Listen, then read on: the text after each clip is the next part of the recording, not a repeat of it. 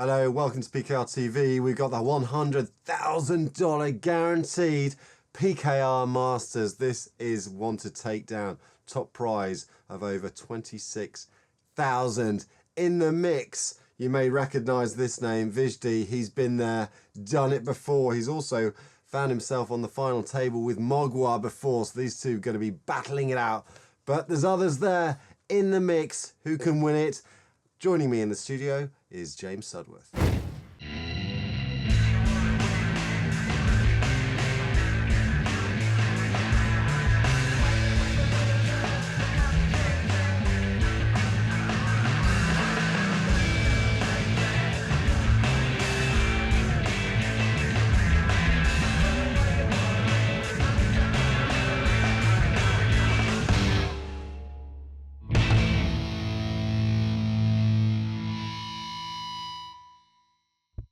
Gotta love the Masters. You gotta love the Masters, isn't that right, Mr. Sudworth? Love it.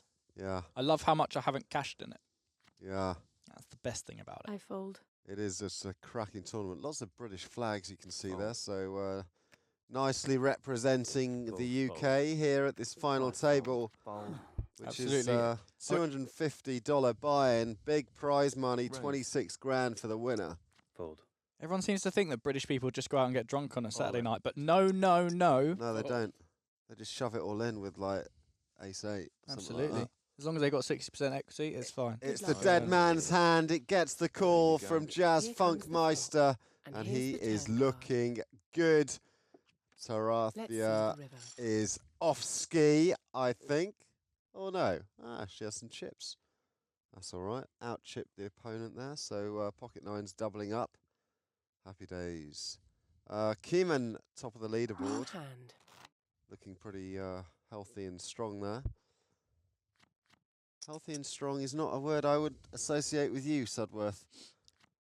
Why? Fold. Well, you're slightly anemic. Fold. And Not quite sure I'm And an weak. anemic.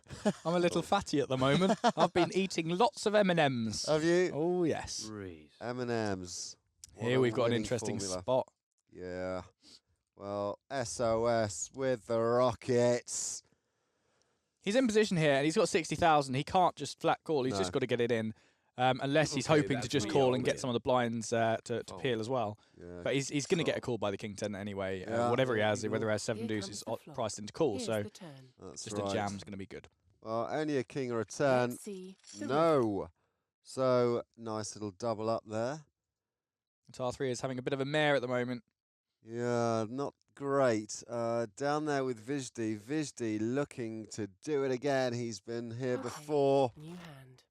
But at the moment, struggling slightly. Our big blind here is the short stack, so everyone's going to be looking at that. I think that's something a lot of people don't tend to think. It's one of the things you overlook, isn't it? When you look at those, you've got to look at those blinds, see what the stack is. I mean, it's there are 2 ways you can look at it. If they've got a short stack, you don't want to be trying to bluff them with a 6, 7 and sort of thing, because you're going to be kind of priced in to call off if they raise it all in. Whereas if you're a big stack, you can, just because it doesn't matter if you lose 1/10 of your stack to try and knock someone out, and you often get a steal through. You're never really going to see a flop against a short stack. It's just going to be a pre-flop game. So you've got to get your ranges sorted. Yeah. Well, Tarathia getting it in with Queen 5. Nice little shove there, and takes down the blinds and antes, which, again, it's all about those percentages you were talking about. That's pumped her up to middle position in terms of chip stacks, rather than languishing down the bottom. Exactly, that's totally right. I mean, you get an optimal range of hands that you can open shove, and mathematically, over 1 million hands, you are going to make a profit from it. And so as long as you get that right, then it takes away all the horrible decisions you get post-flop in spots if you just decide to raise with 13 big blinds instead of just get it all in pre-flop. Well, Jazz Funkmeister with the jacks, and Keeman has hit that flop so hard, it's going to be a flip if they get it in, and I think they're going to get it in. Absolutely. There's no reason for Keeman to not get it in here. This is great. I mean, there it is. Unless there's another spade. No, doesn't happen. So Keeman steals all the chips, and the pocket jacks. Tricky hand. Jazz Funkmeister out flops. Well, certainly outturned. Statistically speaking, 8-9 suited, did you know, is the hand most likely to crack a big pair, such as aces, kings, queens, jacks. I did. Yeah, I knew you knew that. You don't know much, but you know that. Lots of things happening in PKR world. I fold. Jake Cody running all right, isn't he? Yeah, well, I think that's not in the PKR world. I think that's just in his life. So I think lifetime he's on a run good. Now you guys take a little leaf out of this guy's book. Vijdi, he runs good, plays good. This guy's been here before, done it, and he's trying to do it again. He's going to need a little bit of help because he's nowhere near the top of that leaderboard, but he has been there. Can he do it again? I mean, it really helps for him, seeing he's been here before. He's final tabled a number of tournaments now and been in for some serious money. It just helps when you're at the final table because you've not got much pressure on you, and you can play a perfect game rather than just get scared. Yeah. Yeah, scared poker is not really the way to go. Kind of like that shove with 8-10 suited. Absolutely. It's going to pick up a lot. Again, Mogwa, very experienced player. He's clashed with Vijdi before. Same kind of situation. Well, yeah, I mean, before they were both a little bit heavier stacked there and had more play involved. At the moment, both of them are quite short and they're just going to be doing a very standard all-in or fold strategy. Yeah. Hopefully, they're both going to double up and we'll see some nice play from them both. Now, Keeman, you can see top of the leaderboard, loads of chips, over 500,000.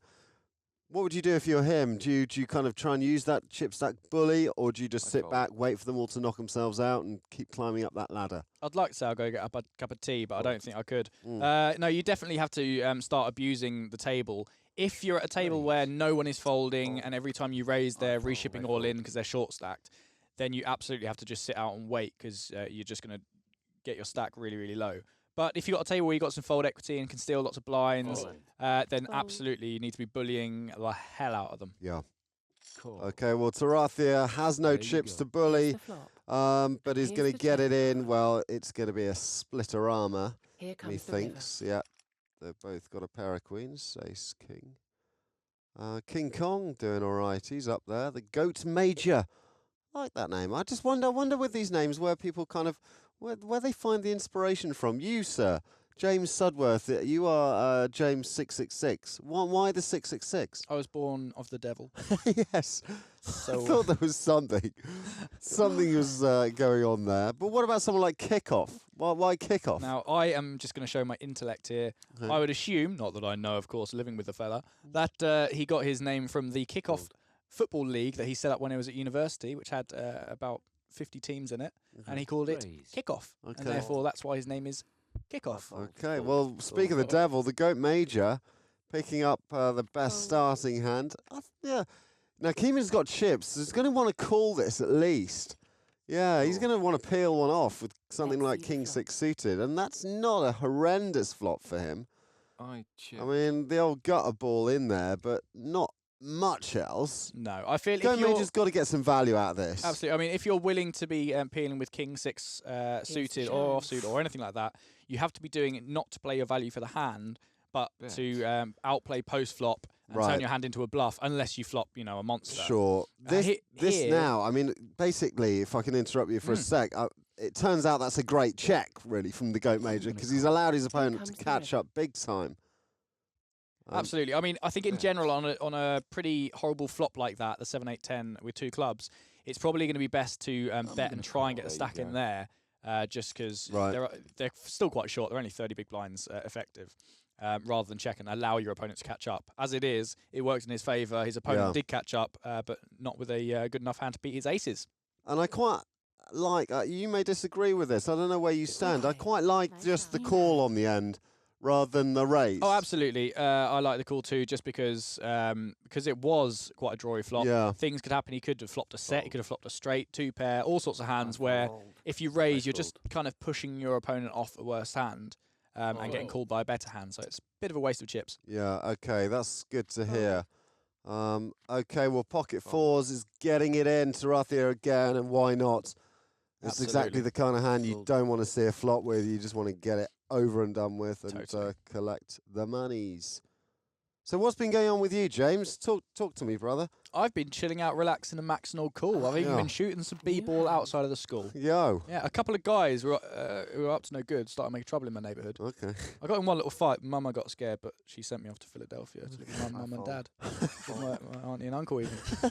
So that's what's been going on with me. What's up with you? Well, I've turned into I'd say an official builder decorator. I noticed you looking at me with some disdain as you saw the sort of paint marks. And well, I'd like to add that Ash is sitting in the studio today wearing paint-ridden top and trousers, which looks a little bit like he's been in a episode of Sin Cities instead. No, I've been doing I've been doing a bit of the old DIY, and really quite loving it.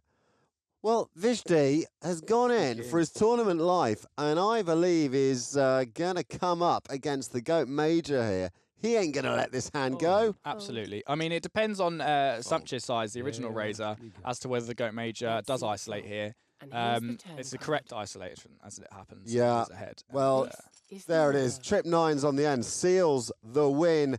Vishdi, well, unlucky, sir. Hats off for getting here one more time. Didn't get the win, but scores 9th place and no less than $1,680 for his time. His time being, I guess, 5, 6, 7 hours. These guys have been at it, hammer and tongs. And these are the ones that have risen to the surface. I raise. Okay, a raise from Sostic with a cute-looking pocket pair. Queen Jack, pretty tight fold there.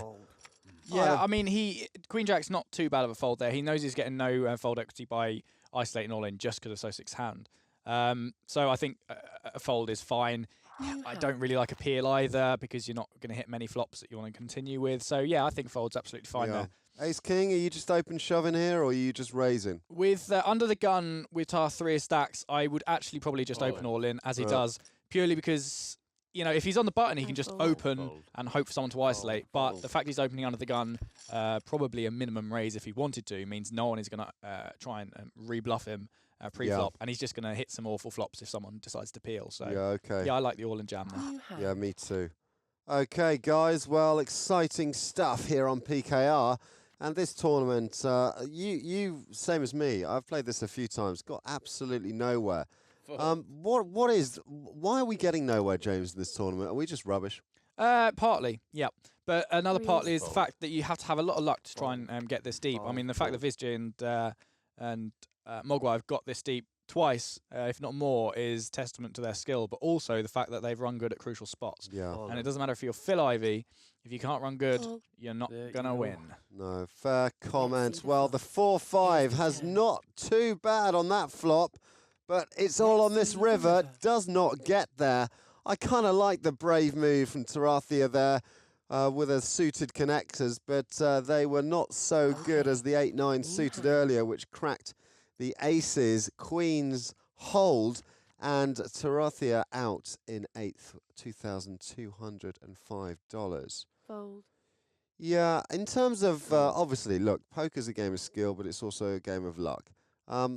What kind of, you know, if we're going to talk percentages, where do you sort of put the luck factor? I don't know, really. It depends the sort of game you're playing. I think in Omaha, it's a lot more variance. You know, there's less skill short term because every time you get it all in, you're only going to be a 60% favourite most of the time. Whereas Hold'em, you can really start to get solid skill taking pots down without showdown, whereas Omaha, you kind of just get it in pre or on the flop or the turn.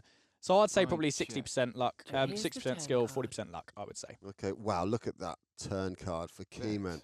Pocket deuces. Well, it was kind of somewhat dubious being in that pot in the first place, but hey, he has chips, which is something, just to say, 7th place. Null Broer goes out in 7th for the sum total of $3,150. Now, I tell you one, a lot of things bug me about poker, not least losing. But I have a great love for this game. But there's also some things that really bug me. Is when someone like that Keyman there, who has a load of chips, calls off another sort of 60, 70,000 with pocket deuces, they always gets a load of grief from the ace-9 or the ace-king that didn't win the pot in that instance. But I'm always like, no. look, he built up that amount of chip stack so he can afford to make those calls. Yeah, it's so really I always say dependent. it's totally fair enough. Yeah, it's absolutely, it's dependent. I mean, as the stack sizes as they were, it's only 6 big blinds. And deuces, although you're only going to be flipping against anything except ace deuce, you're going to be flipping a lot. And, you know, to take out another player and go up and make another $1,000 or another $1,500 might be absolutely worth it for just 1/5 of his stack. Yeah. Yeah, I think, you know, it's all about, and, you know, that's kind of creating your own luck in a way. You know what I mean? You've worked hard to accumulate all those chips, and if you've got them, you may as well use them. Totally. I mean, if you check out the winners of live events or online events, most of the time you're going to see they're very aggressive players, and they're going to gamble in spots. So that's why they win. Well, the pocket five, Sampi hoping for a river diamond, which would have given him a flush, 5 high mind, but it would have won him the pot. Doesn't happen. Ace king coming out on top. So he is now way down the list. The list of the leaderboard is what I'm talking about. Goat Major is at the top. I raised. And Mogwai, he's a pretty active player. Absolutely. I mean, you'll notice that we've not really seen Mogwai get involved in many huge pots. This is partly because of his style of play. He likes to play small ball. He'll try and take down pots here and there just with some steals, some blind steals and such. So he slowly builds his stack rather than just try and get in all-in situations every single hand. Why check that flop? Because it's such a nice flop for ace deuce. It is very nice for him, but they're both fairly deep as, you know, chip stacks go. And he feels he's not going to be able to get 3 streets from just a top pair with the worst kicker possible. He's got a draw, so even if he checks back and a 3 comes, he's got this draw. Or if a deuce comes, he's got a 2 pair. And there are very few hands that are actually going to continue. Things like Jack Queen, 10 Jack, King 10. If he does just bet. So he's trying to get his opponent to bluff rather than just go for streets of value. That river 5 working out a treat for Keyman, but I think a couple of barrels on the flop and the turn would have got rid of that 7-5. Absolutely, but the thing is that Mogwai doesn't really want to get rid of the 7-5. He wants him in. He doesn't want to force him out the pot. You know, he got just getting unlucky. But it's like if he bets and then gets raised, he's not really going to know where he is with ace deuce. So just checking the flop and trying to get 2 streets of value rather than the 3 streets of value and getting you in awkward spots is often a lot more profitable. Okay. What I'm going to say, and it's not criticism of what you've just said there, I thought it was a good explanation again. Let this one play itself out. Ace Queen is going to win it for King Kong. Is that if you're not going to, you know, if you're going to sort of start kind of pot controlling it or whatever, and you're worried about your kicker and all the rest of it, well, what are you doing in the pot in the first place? Don't raise it. Just get rid of the hat. Don't raise it up, min raise it. Or just what are you doing in the pot? The fact that he originally raised it is the fact that he wanted to try and steal the pot pre-flop. But he's not going to steal it with just a min raise when he's got the massive chip stack on the big blind that's going to peel one off. That's true, but he's also feeling that when he min raises in the big blind, he's going to call with a wide range. Therefore, his ace deuce is going to be ahead against his range. If he doesn't flop an ace, he's going to be c-betting that flop. He's not going to be pot controlling. He's going to try and take it away there. But the fact that he's flopped the top pair means if he just c-bets again, he's not going to know where he is if he gets check raised, and he's just going to fold and think that Mogwai's actually got crushed like 10 Jack, Queen King, even like a 5-7 type hand. If he checks back, he allows his opponent to bluff into him 2 streets rather than just try and take it down there. Okay, well, we have lost Mogwai. 6th place. Obviously, some player. He has now got $4,200. We've just pinged that over to your bankroll, sir. Enjoy. Can I have some? Can we split his winnings? Let's just take his winnings away from him. He doesn't deserve I've not seen him on the cash tables at all. Oh, he likes to grind. He loves to grind the cash. Okay. Yep. King Kong recognised that name. So sick, am I calling him so sick? Yep. Ace 10 is leading against Sampier and takes it down. That's a, well, yeah, it was a very short stack all in, and so it was pretty standard the way the hand played out. Much needed little chip injection for him. And, you know, 150,000 odd. You're okay, pal. You can do this. The Goat Major there. Look at that. Healthy. Horrible looking hand, though. Now, this is the kind of hand, if I haven't got many chips, is going in. Absolutely. Get this right in there, Sunshine. This is snaptastic. You want to be jamming this, sticking it in their eyes all day long from the bottom. Better than aces, 9 queens. I'd rather have queen 9 than aces. Absolutely, every time. And in it goes, and it does the trick. Neither of the blinds waking up with anything remotely approaching a hand. We are down a 5. Goat Major right up there. Keeman, he's been there or thereabouts. And the three behind all looking up, envious of those big stacks. But they're going to try and do something about it. This is going to go in as well. Well, actually, no, it's just going to be a raise here. Yeah, but Sampi has he's got too many chips to start shoving it in. I'm all in. Well, that's well, how much is that? That's too much. Way too much. Effective. Well, it's not actually that much. He's only playing 300 effective against Sampi, which is still 30-odd big blinds. Yeah, I don't. And it's quite a big all-in there. You're obviously never going to be ahead if you get called, and you're not taking too many chips down. In relation to the pot, you're only taking about 1/7 of the pot down. I'm not of your stacks down. I'm not sure about that shove from Keegan. No, I don't like it at all. I would rather just fold it and wait for a better spot, especially with those stack sizes. If he has 20 big blinds, then I think it's great. Just because he's got 30, you can. There's so much play involved with 30. There's no need to risk it. I agree. There's a fine balance, isn't there, between risking a lot, but I prefer maybe this is a bit old school like this. I prefer a little bit more patience than just waiting for the spot. But there's better spots than that. Absolutely. Well, I think this is a spot. This is a spot and a half.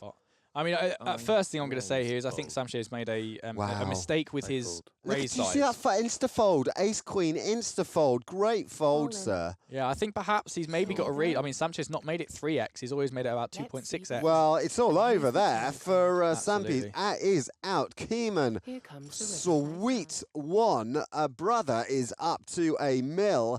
Out in fifth, Sampier. Very well played, sir. Can't blame you at all. Ace King suited. What are you going to do? You're five-handed. Get the chips in. Totally. Just got unlucky, basically. $5,250 winging its way towards you. Enjoy. Now, this is what I like to see. A nice min raise on the button, and this is a genuine compliment. It used to be about 5 years ago that min raises were frowned upon, but they're actually extremely useful in the game. They achieve the same effect as making a bigger raise, but they cost you less. Yeah. I agree. This I don't really understand. Well, I don't know. He's got enough of it to chuck it in. Well, he's only got a second pair, and he's taking down 58,000 pot with an all-in.